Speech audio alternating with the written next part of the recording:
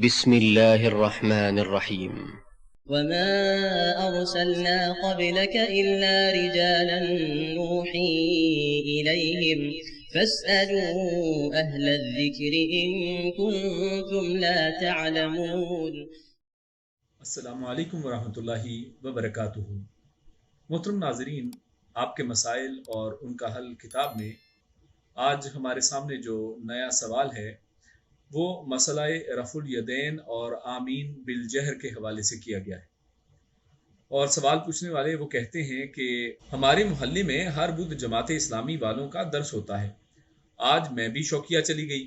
وہاں جو سوال زیر بحث آیا وہ یہ کہ انہوں نے اپنی تقریر میں کہا کہ رفع الیدین اور آمین کہیں یا نہ کہیں آپ کی مرضی ہے۔ کافی بحث ہوئی۔ ان کا موقف یہ تھا کہ ہمارے نبی پاک صلی اللہ علیہ وسلم نے اس لیے رفع الیدین کیا تھا کہ کفار آپ کے پیچھے بغلوں میں بت دبا کر کھڑے ہو جاتے تھے، اس لیے آپ نے رفع الیدین کیا اور کروایا۔ اس کے بعد آپ نے ایسا کرنا چھوڑ دیا۔ کیا ایسا ہی ہے؟ پھر یہ کہ کیا آپ نے واقعی چھوڑ دیا تھا؟ اور انہوں نے مزید یہ بھی کہا کہ امام شافعی اور امام مالک کے درمیان بھی یہ بحث جاری رہی اور وہ یہ فیصلہ نہیں کر پائے۔ قرآن و سنت کی روشنی میں مفصل جواب دیں۔ یہ عذرا یاسمین صاحبہ ہیں، اسی طرح شازیہ یاسمین بہاولپور سے۔ تو اس کے جواب میں فضیلت الشیخ مبشر احمد ربانی حافظہ اللہ وہ لکھتے ہیں کہ سورۃ مسئولہ میں جو دو مسئلے ذکر کیے گئے ہیں وہ نبی کریم صلی اللہ علیہ وسلم کی سنت ہیں اور صحیح احادیث سے ثابت ہیں۔ اور مسئلہ رفع الیدین تو ایسا ہے جو آپ صلی اللہ علیہ وسلم کی متواتر احادیث سے ثابت ہے، اور کسی بھی صحیح حدیث سے یہ ثابت نہیں کہ آپ صلی اللہ علیہ وسلم نے کبھی رفع الیدین کو چھوڑا ہو۔ سیدنا عبداللہ بن عمر رضی اللہ تعالی عنہما بیان کرتے ہیں کہ جس کا ترجمہ کچھ ایسے ہے کہ تحقیق رسول اللہ صلی اللہ علیہ وسلم جب نماز شروع کرتے تو اپنے دونوں ہاتھوں کو کندھوں کے برابر اٹھاتے، اور جب رکوع کے لیے تکبیر کہتے اور جب رکوع سے سر اٹھاتے تو اپنے دونوں ہاتھوں کو اسی طرح اٹھاتے تھے، جیسا کہ صحیح بخاری کی حدیث نمبر 735 اور مسلم جلد 4 93 پر، اور اسی طرح مسند احمد جلد 2 8 پر، اور اسی طرح جلد 2 18 صفحہ پر، اسی طرح 64 صفحے پر، 147 صفحے پر، اس طرح موطا امام مالک جلد 1 75، اور اسی طرح مصنف عبد الرزاق 2517 اور 2518، ابن ماجہ 858، دارمی جلد 1 285، دارقطنی جلد 1 287، بیہقی جلد 2 صفحہ 69، شرح السنہ 559، مسند ابو عوانہ جلد 2 91، اور ابو داود 721، نسائی جلد 2 122، 182، 194، 206 اور 231 پر درج ہے۔ اسی طرح رفع الیدین کی روایت سیدنا وائل بن حجر رضی اللہ تعالی عنہ سے سنن نبی داود جلد 1 193، 726، نسائی اور مسلم جلد 1 173 میں بھی مروی ہے۔ اور سیدنا وائل بن حجر رضی اللہ تعالی عنہ متاخر الاسلام ہے، چنانچہ علامہ بدر الدین عینی حنفی بخاری کی شرح عمدۃ القاری جلد 3 صفحہ 9 پر رقم تراز ہیں کہ وائل بن حجر 9 ہجری میں مدینہ میں مسلمان ہوئے۔ یہ حضرموت کے علاقے میں رہنے والے تھے، اور حضرموت سے مدینہ تک اس وقت کی مسافت کے لحاظ سے 6 ماہ کا سفر تھا۔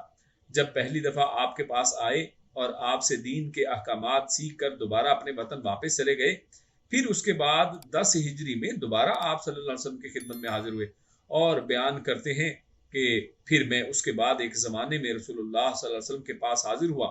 ان دنوں سخت سردی تھی، میں نے لوگوں کو دیکھا کہ ان کے اوپر موٹی چادریں تھیں، ان کے ہاتھ کپڑوں کے نیچے سے حرکت کرتے تھے۔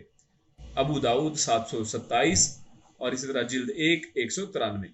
اس سے معلوم ہوا کہ 10 ہجری تک آپ صلی اللہ علیہ وسلم سے رفع الیدین ثابت ہے، اور اس کے بعد آپ صلی اللہ علیہ وسلم وفات پا گئے۔ جو حضرات نسخ کے قائل ہیں وہ 10 ہجری کے بعد کی عدم رفع الیدین کی کوئی صحیح روایت پیش کریں، اور جو لوگ یہ کہتے ہیں کہ آپ صلی اللہ علیہ وسلم نے رفع الیدین کا حکم اس لیے دیا کہ کافر آپ صلی اللہ علیہ وسلم کے پیچھے بت لے کر کھڑے ہو جاتے تھے، تو جاہلوں کا یہ پھیلایا ہوا بہت بڑا جھوٹ ہے، جسے بیان کرنے والا اگر کوئی عالم ہے تو اسے خدا کے عذاب سے ڈرنا چاہیے۔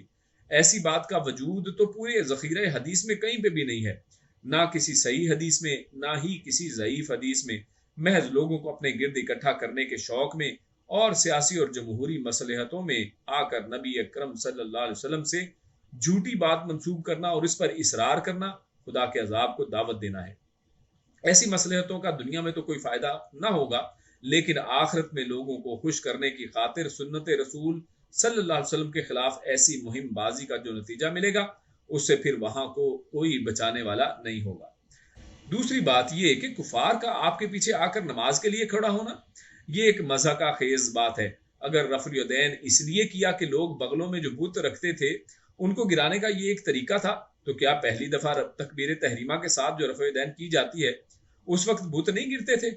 تو جو لوگ پہلی دفعہ رفع الیدین کے وقت بت نہیں گرنے دیتے وہ رکوع کی رفع الیدین کے وقت کیسے گرنے دیں گے؟ نبی کریم صلی اللہ علیہ وسلم سے ترک رفع الیدین کے متعلق کوئی صحیح حدیث مروی نہیں ہے، بلکہ معاملہ اس کے برعکس ہے۔ امام جلال الدین السیوطی رحمہ اللہ انہوں نے اپنی مایہ ناز کتاب الاظہار المتناثرہ فی الاخبار المتواترہ میں رفع الیدین کی حدیث کو متواتر کہا ہے، اور اسی طرح نظم المتناثر من الحدیث المتواتر اور تدریب الراوی وغیرہ ملاحظہ ہوں۔ امام شافعی اور امام مالک تو صحیح روایت کے مطابق رفع الیدین کے قائل اور فاعل تھے، ان میں اس مسئلے پر کوئی اختلاف اور بحث اور تمہیس مروی نہیں ہے۔ امام ترمذی رحمہ اللہ عبداللہ بن عمر رضی اللہ تعالی عنہما کی رفع الیدین والی روایت نقل کرنے کے بعد لکھتے ہیں کہ یہی بات صحابہ کرام رضوان اللہ علیہم اجمعین میں سے اہل علم کہتے ہیں۔ ان میں سے ابن عمر، جابر بن عبداللہ، ابو ہریرہ، انس، ابن عباس، عبداللہ بن الزبیر رضی اللہ تعالیٰ عنہم وغیرہ، اور تابعین میں سے حسن بصری، عطا، طاؤوس، مجاہد، نافع، سالم، سعید بن جبیر رحمہ اللہ علیہم اجمعین وغیرہ، اور یہی بات امام مالک، امام معمر، امام اوزاعی، امام ابن عینیہ، امام عبداللہ بن مبارک، امام شافعی، امام احمد اور امام اسحاق بن راہویہ رحمہ اللہ کہتے ہیں۔ ترمذی جلد 2 صفحہ 37۔ امام ترمذی رحمہ اللہ کی اس صراحت سے معلوم ہو گیا کہ امام مالک، امام شافعی اور امام احمد بن حنبل وغیرہ بھی رفع الیدین کے قائل اور فاعل تھے، لہٰذا یہ بات کہنی کہ امام شافعی اور امام مالک کے درمیان اس مسئلے میں اختلاف تھا ختم نہیں ہو سکا، سراسر غلط اور بے بنیاد ہے، جس کا حقیقت سے کوئی تعلق نہیں ہے۔ بفرض محال اگر یہ تسلیم بھی کر لیا جائے کہ شافعی اور مالک میں یہ اختلاف تھا، تو پھر بھی ان کے اختلاف کی وجہ سے مسئلہ رفع الیدین پر کوئی آنچ نہیں آ سکتی۔ کیوں؟ کیونکہ یہ آپ صلی اللہ علیہ وسلم کی متواتر سنت ہے جو آپ صلی اللہ علیہ وسلم نے کبھی بھی ترک نہیں کی، اور آپ کی حدیث کے مد مقابل تو کسی امام کی بات قابل حجت نہیں ہو سکتی۔ اگر کوئی حدیث رسول اللہ صلی اللہ علیہ وسلم کے مقابل میں امام کی بات کو ترجیح دیتا ہے تو گویا اس نے امام جو کہ امتی ہے اس کا درجہ نبی کریم صلی اللہ علیہ وسلم سے بڑھا دیا ہے۔ اور اس کے علاوہ آمین بالجہر کی بھی احادیث کئی ایک ہیں۔ سیدنا وائل بن حجر رضی اللہ تعالی عنہ سے ہی مروی ہے کہ میں نے رسول اللہ صلی اللہ علیہ وسلم کو سنا کہ آپ نے غیر المغضوب علیہم ولا الضالین پڑھا اور آمین کے ساتھ اپنی آواز کو دراز کیا۔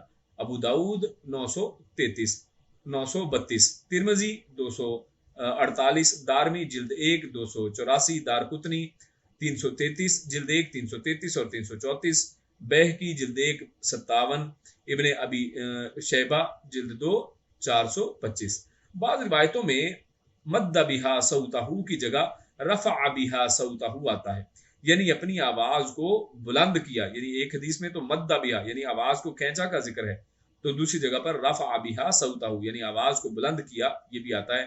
صحیح بخاری میں ہے کہ عبداللہ بن زبیر اور ان کے مقتدیوں نے اس قدر بلند آواز سے آمین کہی کہ مسجد لرز گئی۔ صحیح بخاری جلد 2 262، مسند شافعی 15 اور اسی طرح 212، بیہقی جلد 2 59۔ اسی طرح حضرت عطا تابعی رحمہ اللہ سے مروی ہے کہ جو امام ابو حنیفہ رحمہ اللہ کے استاد ہیں، وہ یعنی عطا وہ کہتے ہیں کہ میں نے مسجد حرام میں 200 صحابہ کرام رضوان اللہ علیہم اجمعین کو پایا، جب امام ولدالین کہتا تو سب صحابہ بلند آواز سے آمین کہتے تھے۔ یہ بیہقی جلد 2 59 پر، اور اسی طرح ابن حبان 1996 اور 1997 پر روایت ہے۔ ان عائشہ عن النبی صلی اللہ علیہ وسلم قال، عائشہ سیدہ عائشہ رضی اللہ تعالی عنہا سے روایت ہے کہ رسول اللہ صلی اللہ علیہ وسلم نے فرمایا کہ جس قدر یہودی آمین اور سلام پر حسد کرتے ہیں اس قدر کسی اور چیز پر حسد نہیں کرتے ہیں۔ مصباح الزجاجہ جلد 1 297۔ امام بوصیری رحمہ اللہ نے کہا کہ یہ حدیث صحیح ہے اور اس کے تمام روات سے امام مسلم نے حجت لی ہے۔